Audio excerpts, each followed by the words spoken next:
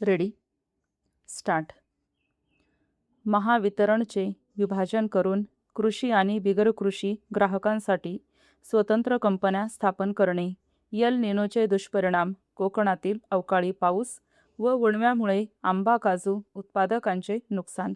वन्य प्राण्यांच्या हल्ल्यात पिकांचे नुकसान आणि जळगावमधील पीक विम्याचे बनावट क्लेम यासारख्या घटना शेती क्षेत्रातील अराजकता दर्शवतात. बँकांनी सिबिल स्कोअरच्या आधारे पीक कर्ज नाकारणे, खत खरेदीवेळी इतर उत्पादनांची सक्ती, खत बियाण्यांचा तुटवडा, बनावट बियाणे, 7-12 उताऱ्यांमधले फेरफार आणि महा-डीबीटी पोर्टलवरील अडचणी यामुळे शेतकरी हैराण झाला आहे. शासनाने शेतकऱ्यांच्या कर्ज, विमा, खत, बियाणे आणि पीक संरक्षणाच्या समस्या तातडीने सोडवून कृषी क्षेत्राला बळकटी देणे आवश्यक आहे. परिच्छेद.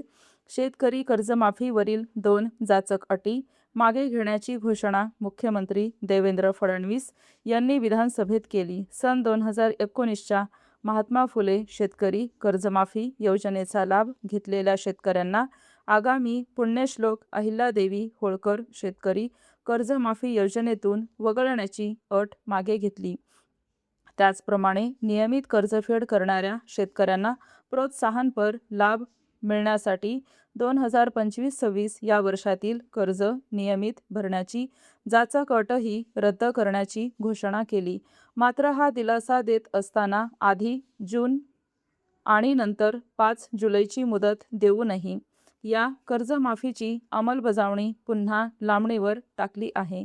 आता केंद्र सरकारकडून इन्कम टॅक्स डेटा मागवण्याचे नवे कारण पुढे केले जात आहे.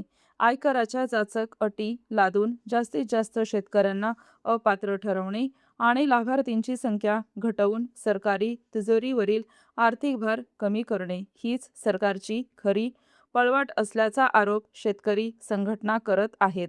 पेरणीचा खरीप हंगाम अंतिम टप्प्यात आलेला असतानाही तारीख पे तारीख देऊन बळीराजाची आर्थिक कोंडी केली जात आहे, असे भाष्य शेतकरी संघटनांनी अधिवेशनानंतर केले आहे. परिच्छेद. अमरावतीत अभ्यासिका भाड्याने घेण्याच्या करारात अनियमितता. अप्पर आयुक्तपदी पूर्णवेळ अधिकारी न नेमणे. TRTI प्रशिक्षण वर्ग सुरू न होणे. आश्रमशाळांमधील अपुरी प्रवेश क्षमता आणि सेंट्रल किचन निविदेत अपात्र संस्थेला कंत्राट देणे यांसारख्या घटना विभागाच्या कारभारातील ढिलाई दर्शवतात. अनुसूचित जमातीच्या बनावट प्रमाणपत्रांद्वारे शिक्षण नोकऱ्यांमध्ये घुसखोरी होत असल्याने SIT चौकशीची मागणी आणि व्याघ्र प्रकल्पाच्या निर्बंधांमुळे स्थानिक आदिवासींना रोजगार मिळण्यातील अडचणी आदी प्रश्न उपस्थित झाले. शासनाने या सर्व बाबींकडे गांभीर्याने लक्ष देऊन आदिवासी विकासाच्या योजनांची प्रभावी अंमलबजावणी करण्याची आवश्यकता यातून समोर आली. परिच्छेद.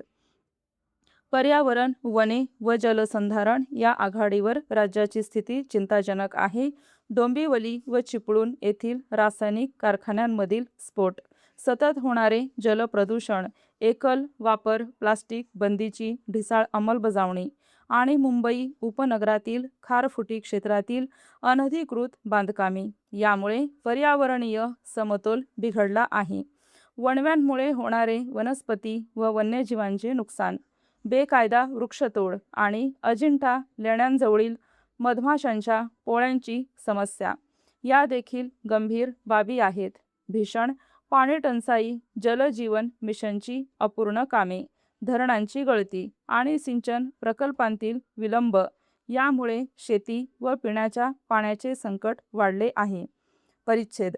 राज्याच्या शिक्षण क्षेत्रात गंभीर अनियमितता आणि उपेक्षा दिसून येत आहे. नीट UG परीक्षेच्या पेपरफुटीमुळे विद्यार्थ्यांचे नुकसान आणि काहींनी केलेल्या आत्महत्या या घटना परीक्षा पद्धतीतील भ्रष्टाचाराचे भयावह चित्र उभे करतात.